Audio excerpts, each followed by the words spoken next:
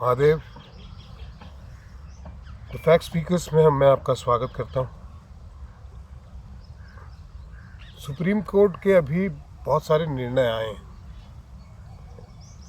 तो संक्षेप में थोड़ा उनका विश्लेषण करते हैं। पहला निर्णय तो एक केजरीवाल के संबंध में आया कि दिल्ली की सरकार को ट्रांसफ़र पोस्टिंग का अधिकार दे दिया।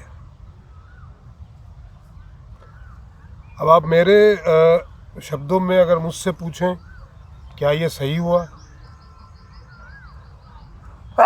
महादेव, देखिए, एक महीने में ये सही हुआ कि दिल्ली की सरकार को कुछ तो अधिकार होने चाहिए। मैं पूरी तरीके से सहमत हूँ उनसे, लेकिन दूसरे अर्थों में आप अगर इसे कहेंगे कि दिल्ली में जिस आदमी की सरकार है, तो मैं ये कहूँगा कि बहुत ही गलत हुआ। बहुत गलत ऐसे हुआ कि अरे माँ, मिलोड ने बंदर के हाथ में जो है उस तरह थमा दिया। अब वो किसका गला काटेगा या खुद का गला काटेगा, राम ही जाने।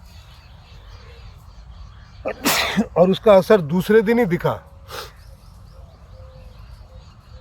अभी तक तो कॉपी भी उनके हाथ में नहीं आई होगी सुप्रीम कोर्ट के जजमेंट की। उन्होंने चीफ सेक्रेटरी को का ट्रांसफ़र कर दिया, हटा दिया, और अपनी पसंद का चीफ सेक्रेटरी वहाँ अपॉइंट भी कर दिया। ठीक है जी। इतना ही नहीं,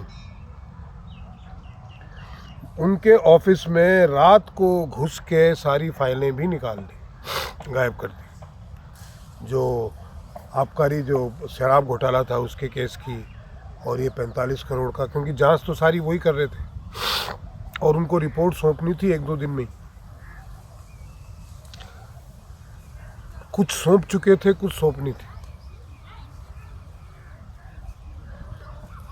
और सुप्रीम कोर्ट ने निर्णय दे दिया और इन्होंने हाथों हाथ वहाँ से फाइलें निकलवा ली। अब आप देखिए कितनी जल्दी और क्यों।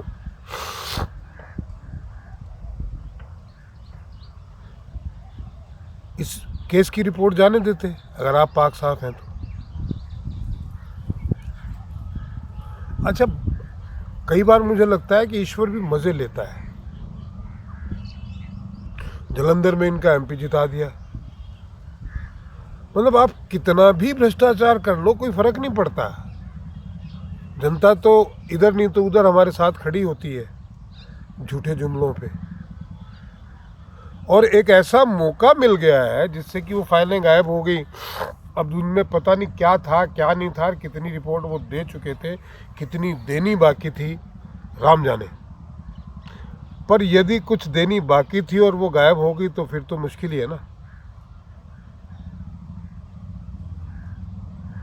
फिर कहाँ जाएंगे भाई? फिर तो बच जाएंगे।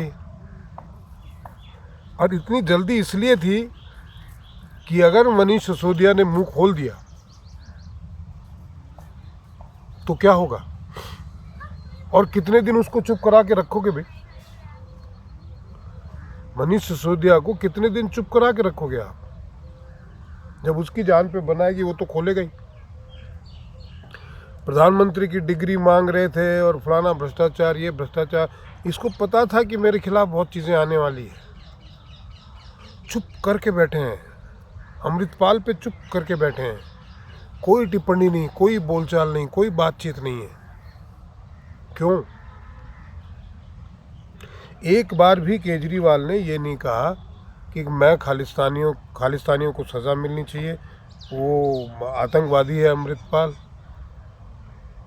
और खालिस्तान, इतना ही कह दे खालिस्तान मुर्दाबाद ना। उसको मालूम है सरकार ही उन्होंने बनवाई है, तो कैसे बोल देगा? और आप देखिएगा, मैं आपको बताता हूँ, आने वाले समय में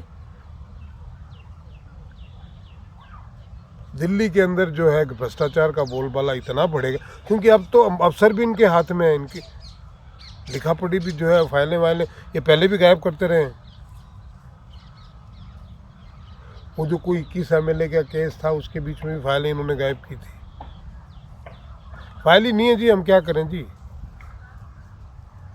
और जब ये अपने मंत्रियों को, अपने साथ के MLA को फंसाने में 2 मिनट लगाता है, तो अफसरों को फंसाने में कितनी देर लगेगी। खेला तो अब खेलेगा ये, अभी तक अफसर इसके हाथ में नहीं थे, तो ये मंत्रियों के जरिए खेल रहा था। फंसे बेचारे वो, ये तो किसी कागज़ पे साइन करता नहीं है।